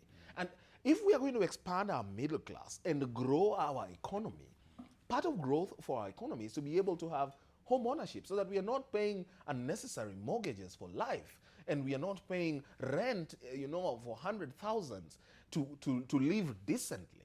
And because of that reason, because the big four wants to achieve affordable housing, and this is public land being taken away or private land being taken away, whatever the case is, the president must himself step in and find that lone voice that will be neutral.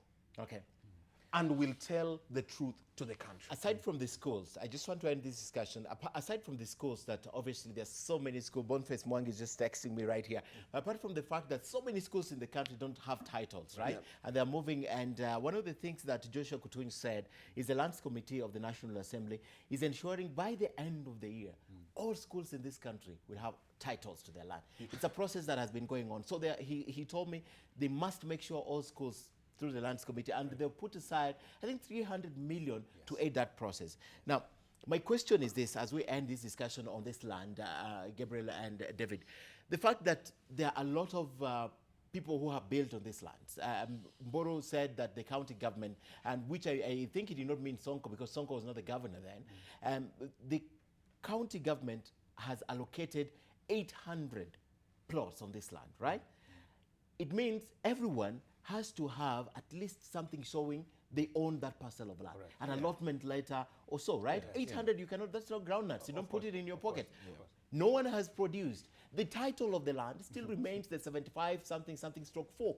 How comes it was given to people divided? There's no one showing it. Let me tell you something, because at least, sometimes it's good. I just did a very tiny investigation. I talked to people. I really talked to people. And it's not only in Nairobi, Osiany, but in Mashinani, even from where I come from. A lot of the school land that we have was donated. By communities, by individuals. Yes. Yeah. In fact, when you are with on Sidebar, when you are with Senator Kajwang, even said they donated exactly in his home. There is so much that people of goodwill have donated land. Even if you go as far as Kabarak, that's Moi's land, right? The issue that was there back in the day, and I think nobody followed up, is because when I donated land and I needed to give the instruments of ownership, who would I give them to? It's the people who are present. Headmasters, blah, blah, blah, chiefs, headmen. What did these people do in return? They went and put the documents for ownership in their names. That's why they reinstated Briticus. I was so shocked because I found almost 4 or 5 things. I mean, five instances that had happened like that. Is this the very same issue that you are dealing with?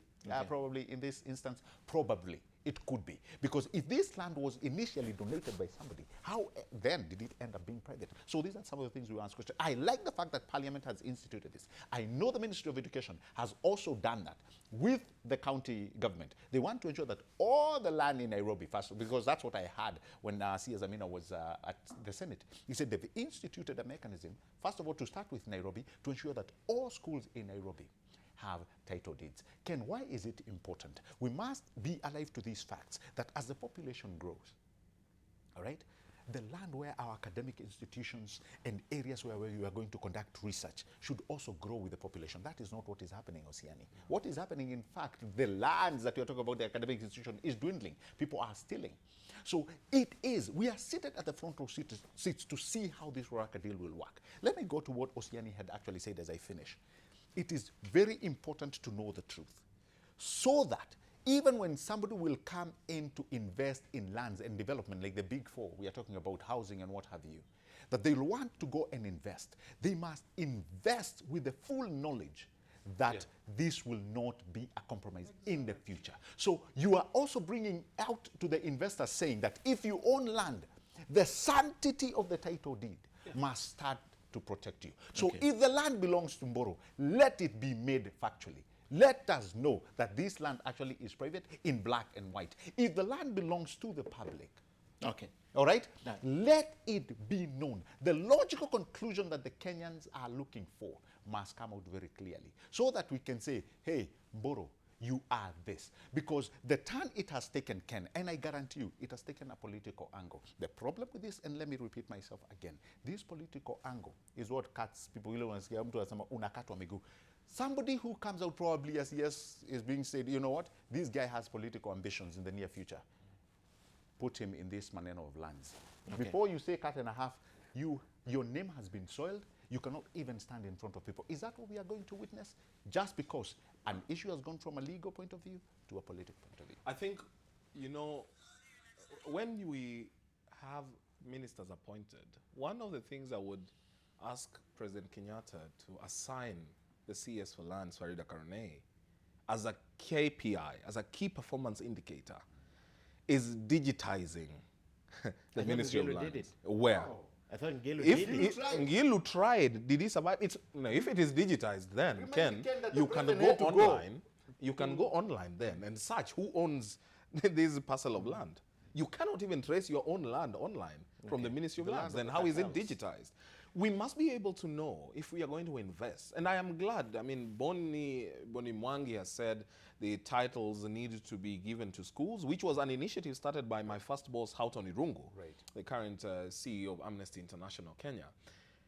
If someone has the audacity to try and grab land on Langata Road, from Langata Road Primary School, how much land are we losing in Wotogik Primary School in my village or in St. Jonathan Secondary School, in the backyard where no one knows what's going on?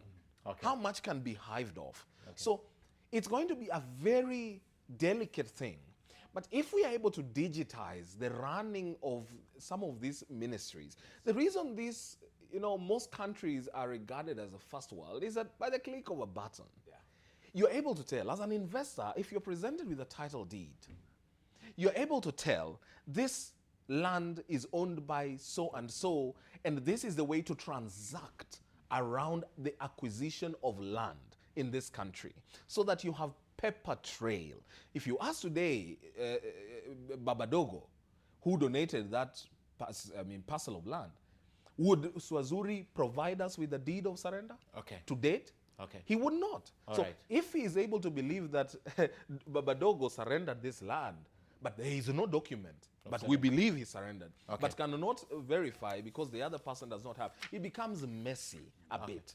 So we are going to rise above this mess by putting our systems to work. And we are going to only have these systems working if there is a decisiveness for them to work. All right, gentlemen, I'd like to go back to Kisumu, where there is yet another petition, that the Kisii governor's petition. That's Ongwae, right? That's now Ongwae's petition. It's currently going on. When we come back, we'll talk about Mao. But first, let's take you to court and listen in.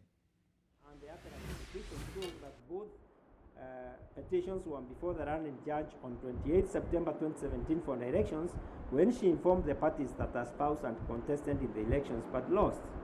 That's what prompted Lumumba to make the application for a recusal, whilst the other appellants did not make any similar application. A reading of the ruling by the running judge dated 19th October 2017, by which she declined to recuse herself, leaves no doubt that the appellant's advocates were present when the running judge informed the parties about her spouse's unsuccessful dalliance in politics. This is what the running judge stated in her ruling, quote, "When this matter, alongside other election petitions in Kisii, came for the elections on 28 September 2017, I called all counsel who were present in my chambers and informed them that my spouse had been an ODM senatorial candidate in 2013 and 2017 in the general elections in Nakuru. The record therefore does not bear out the appellant's claim that the running judge made the disclosure to Lumumba only and not to them. Secondly, even assuming that the running judge did not make the disclosure to the appellants, which the record contradicts, we do not see how the appellant's intended application for the recusal of the running judge could have had a different outcome from Lumumba's based on the same information. For our part, we are not satisfied that the mere fact of the running judge's spouse having contested a different election in a different county on an ODM party ticket of itself could have been a valid ground for a recusal from hearing the Kisii gubernatorial election petition. In RFS versus DS, this court declined spurious applications for recusal of judges when it stated, quote, "It is not and never has been the law that at the slightest expression of apprehension or doubt by a party as to whether he or she will get a fair trial, judges must perforce cower, require, and recuse themselves. Such a proposition would well surrender the ability of judicial officers to adjudicate cases to the fickle whims of litigants. The law is and must necessarily be that the recusal of judges must be subject to clearly established principles, and he who asserts a fear must praise it beyond mere feeling and locate it on facts or factors that render its apprehensions reasonable. It is a function of self-decision and not mere whim or caprice." End of quotes. The test whether a judge should recuse himself or herself is an objective test of whether there is reasonable apprehension of bias. In Attorney General of Kenya versus Professor Nyongo and 10 others, the East Africa Court of Justice propounded the test as follows, quote, "We think that the objective test of reasonable apprehension of bias is good law. The test is stated variously, but amounts to this. Do the circumstances give rise to a reasonable apprehension in the mind of the reasonable, fair-minded, and informed member of the public that the judge will not apply his mind to the case impartially Needless to say, a litigant who seeks disqualification of a judge comes to the court because of his own perception that there is appearance of bias on the part of the judge. The court, however, has to emphasize what would be the perception of a member of the public who is not only reasonable but also fair-minded and informed about all the circumstances of the case. See also Kalpana Rawala versus JSA. We are satisfied that there were no grounds upon which a reasonable person could, on the mere fact that the judge's spouse and contested the Nakuru senatorial seat on an ODM ticket and lost, concluding that she would be biased in favor of Ongwae because he had also contested the Kisii gubernatorial seat on an ODM ticket. We reject this ground of appeal also. The last issue in this appeal is whether the running judge had, by misinterpreting and misapplying constitutional and electoral law principles on the credibility and integrity of elections. Section 83 of the Elections Act provides as follows: no election shall be declared to be void by reason of non-compliance with any written law relating to that election if it appears that the election was conducted in accordance with the principles laid down in the Constitution and in that written law, or that the non-compliance did not affect the result of the election. The Supreme Court considered at great length the application of that provision in Raila Amolo Odinga and another versus IEBC and others, 2017, and the circumstances that the election may be justified for failure to adhere to provisions of the Constitution and the law on account of irregularities. It concluded that due to the use of the word all instead of the word and, the provision must be read subjectively. However, the Supreme Court was equally clear that notwithstanding the disjunctive. All right, we have that ruling also covered for you. You'll see it shortly on your screen, the outcome of that ruling. Plus, at the top of the hour, that's at 1, we'll have any update for you from both Nyamira and Kisii, now currently ongoing at the Court of Appeal. All right, let's come back here and conclude this discussion with Gabriel Muthuma and David Osiany. And gentlemen, before I let you go, perhaps we have about 10 or 15 minutes on the clock. Let's talk about the Mau and how leaders continue to contradict themselves. One thing, however, remains constant, the need for conservation in that forest. True. Yes. True. And you know, Ken, like I told you before, even last time when we were talking about the Mau, that is one thing we cannot actually have a conversation. Right? The reason why we can't have a conversation, we know very well. Science has proven to us, the studies conducted, they've shown to us that our vegetation cover is dwindling by the day. We have seen the floods. I was just, the other day asking people, you're talking about the floods that we've been seeing in Nairobi. Where do you think these have come from? It is us. We've created this mess. Narok, so to speak. You see how it's flooded most of the time. Probably these are the effects of us not taking care. So that should never be a point of discussion. In fact, we should, people in the media, you should just cut that off.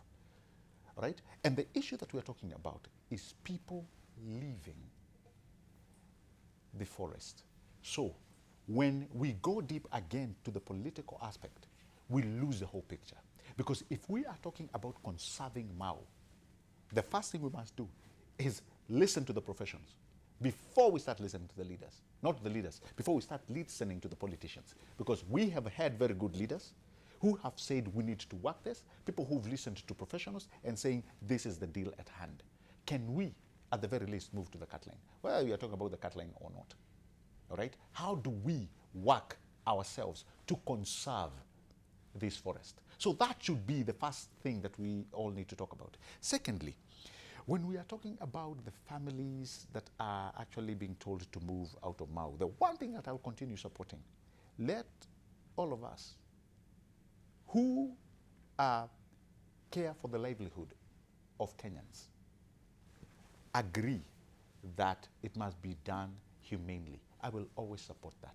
These are Kenyans, majority probably are taxpayers, so the humanity aspect must suffice. That should never be politicized. So okay. As we move along, two things. If they are to move, if the government can find a place to allocate them, one that will not have far-reaching issues that the Mau present, then so be it. But as we do so, let us also remember there are people who've left such sanctuaries of forests.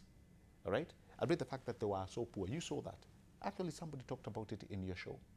The Aberdares and the Mount Kenya forests, they left. You know why? So that they can conserve those forests. My question... But as we do so, Ken, the more we continue talking about the Mau and engaging politicians, we will always get half-baked.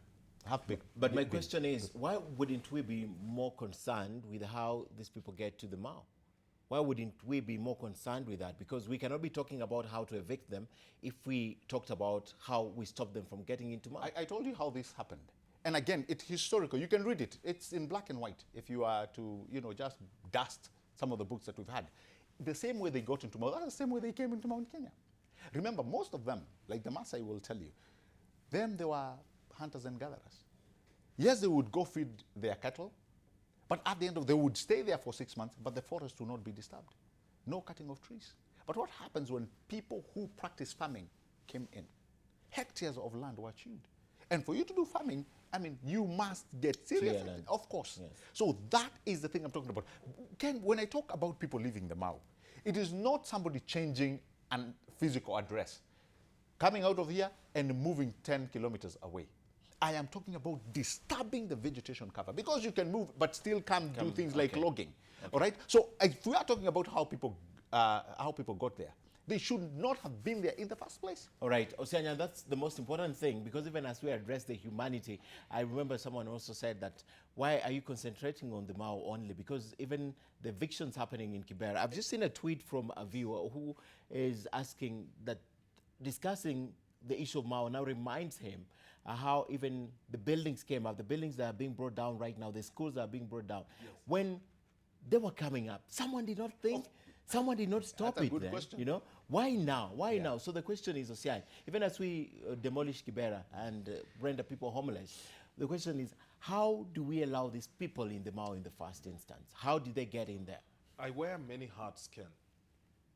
One of the hats I wear is, UNEP is the United Nations Environmental Program, and I'm one of their young environmental envoys, nominated in 2009 for life. So I speak about some of these things with passion and conviction. Mau has 12 rivers in this country dependent on it. It's the source of 12 rivers. And the population in this country that depends on the Mau water tower is 25 million plus. Directly? Directly. Okay. If we are going to politicize the future of the country, then we deserve the hangman's noose. We need to sit down with our people, explain to them that when they will have died today, even the Kericho T-zone that many people depend on, including people from across the country, will cease to exist. The climate that has necessitated the tea farming in Kericho County, that's the backbone of that county, will be meaningless in the next 5 to 10 years if we continue with activity in the Mau. And therefore, the preservation and conservation of the Mau is for the good of these people, not only now, but in the future. Climate change is real. By the day, today we are saying, as my friend came from Eldoret, my friend Dr. Thuku said, it's cold in Nairobi than it is in Eldoret. And people will, I remember an MP saying, rain comes from heaven. That was Kutu in 2009. Rain, no, it wasn't even Kutu. It was Kutu who said rain comes from heaven. Yes, not from trees. Not from trees. What are you telling us about the Mau? Yes. And I am glad that someone has decided to stand firm. You're forgetting about the deputy president saying it was a PR for Raila to go to Copenhagen also. Exactly. Yes. Sadly. Yes. And that's why, when Murkomen was called out on dragging the name of the former Prime Minister Raila Odinga, I remember sitting on this show and castigating him as much for being a brilliant person who knows about the future, but who decides that for political expediency's sake, let's play politics. Let's tag onto the emotions of our people. I have studied political psychology, and I specifically studied the political psychology of populism and what to tell who and how that plays out. And I felt it is dangerous to rally a community around an obvious death knell for themselves in future. So I am glad that, even without speaking, the county commissioner said, guys, we are not backing down on this. However, as a human rights defender myself also, I bet it is only right that while you move these people, you move them in a manner that is humane. The problem is, the guy will come there and say that Murkomen said I stay here, and bring out an arrow and a bow. What does a police officer do at that point? How do you handle it if you were Ken Mijungu or David Osiany? If you have tried to talk to them, and the political leaders, instead of being supporters of this venture and saying, okay, Mr. President, or whoever it is, the Minister for Environment, Bwana Keriako Tobiko, you have said you have given us so much thousands of acres of land for moving these people and settling them away from the Mau forest. We have set cut lines beyond which no one must have any activity. Whoever comes into this, the leaders must themselves go to Kass FM, Chamge FM, tell them, people, let's preserve this. It is good for us. We are a region that is dependent on agriculture. It was done in Elgeyo Marakwet, which is Murkomen's own county. Okay. And today they reap from the good of conserving the forests in Elgeyo Marakwet. So this issue around the Mau, let's leave it to rest. And as I said last time, it seemed to me like a diversion tactic from the corruption mess that was going on at the time. Okay. I just hope that finally, I haven't heard Murkomen speak again, I bet that they've finally come to terms with the fact that this is about the future. I saw Maasai leaders and the Maasai community coming up and saying, no, people must leave the Mau. This is about us, the Maasai people who are pastoralists. We will not even have anything to feed our cows on. All right, gentlemen, I think this is a discussion we can't finish. We are out of time. I want to thank you for coming. Thank you. Yes. We'll continue. I think we speak about this again on Sidebar next week. Let's the do Mau so. Forest. Thank you. I will try and get you in so that we speak about this authoritatively. Thank you, David, and thank you, Gabriel. And of course, we're covering everything that's happening around you. Let's take you now to Mombasa, where we have a press conference that is currently underway between the CEO, the Group CEO of Nation Media Group, and KPA, if I'm not wrong, Managing Director. Let's listen in. And improve our ICD inland container depot in Nairobi. As you may see, once we give you a guided tour, we have now been able to literally ensure that our yard population in the port is at a minimum. We're operating at around 50% capacity. Best practice is 70%. So we are not having any issues of congestion. We have been able to evacuate cargo efficiently through the SGR to Nairobi. We are doing 7 trains a day, which is about 700 TEUs per day, 20-foot equivalent units per day. Our target is that by December, we shall be able to evacuate at least 12 trains, including what we call conventional cargo, steel and bulk cargo, oil, clinker, and fuel. Besides that, we are also thinking of reviewing our act. As you may know, the KPA Act is outdated, 1978. Things have changed over time in terms of practice and industry, the way the industry conducts itself. So we are thinking of changing the Act to modernize it and have a lot of private sector participation and relevant. Let me pick this. Sorry, let me pick a call. I've been put on a call.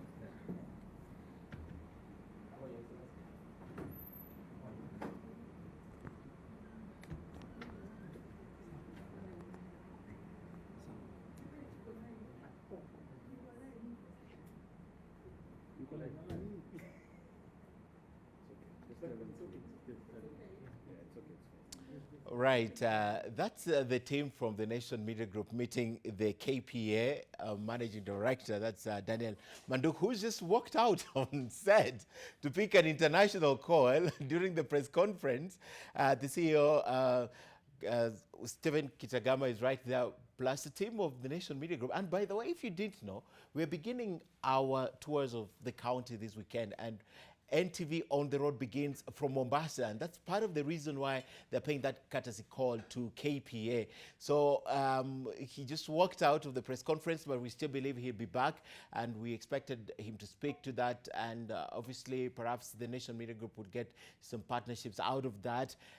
We'll also expect the group CEO to be speaking in that press conference. So he's just walked out. We'll wait and see, but the pictures are right there coming from the KPA headquarters in Mombasa, where Nation Media Group is paying a courtesy call to the managing director of KPA. And at the back of that this week, obviously, we are beginning Nation on the Road in Mombasa. So because we don't have it, I think it's time to take a break. But before we take a break, let's just take you through some of the things that we're following up for you. And also, news just in right now is that the election of Governor Ongwae of Kisii has also been upheld. That is, the election of Kisii Governor Ongwae has been upheld by the Court of Appeal after an appeal that was lodged by the petitioner from the lower court, that's the High Court. Earlier on, we reported that the election of the Nyamira governor, that's Nyandarua, was also upheld by the Court of Appeal. And obviously, those are not the only petitions that we have that are going on, but definitely we will be giving you the details at the top of the hour in about 8 minutes. And those are not the only stories we're following up for you. In Nairobi here, we are following the story on sugar probe that continues at Parliament buildings, and we have several people appearing on that. We'll definitely give you an update as soon as we have the information out of that meeting with Parliament. And also, Kevin Mutai is reporting from the Ethics and Anti-Corruption Commission, where 5 officers of the former Nyandarua County government have been arrested, and they are supposed to be arraigned in court this afternoon. They will be charged with impropriety. The details of that coming from Kevin also at the top of the hour. And of course, we're following other stories for you. So we'll be back from our break at the top of the hour. Stay here and we'll definitely have all this information. If we get that press conference back from the Kenya Ports Authority headquarters, we'll try and have it for you. But stay here. All right, we understand the press conference is on once again. Let's cross over to Mombasa. It happens with the job. Yes. It happens with the job. And if you avoid them, they'll say, now you've gone their side. Yeah, sorry. I think we talked about the Act. You talked about the Act. Yeah. Review of the Act. So we want to review the Act to be in line with best practice on the emerging operational models. But the ultimate aim is to be what we call a landlord port model, because we want to have many other ports which are in competition, positive competition with each other, and which will spur growth and efficiency. And then, of course, another major program is modernizing equipment at the port. And you can see for yourselves that we have some of the latest equipment. Some of them are actually still under installment. We want to install and then installation, and then we can commission them. And then the last thing is on HR. I believe that all these things are not useful if you don't work with your people. And my management model is very different. I recognize that it is people who do work. And I must say that having come here for the last 2 months, the Kenya Ports Authority has some of the most unique talents. I thought in the construction sector we were unique until I got here. And so I want to make sure that we have well-motivated staff who are well-trained and who can be given this equipment to deliver. And I want to announce to you today that having been here for 2 months, we have broken 4 records. We have broken our own records with the same people who've been here all along. So it means that there's something that we are doing differently. And that's why we're getting different results. And for me, I want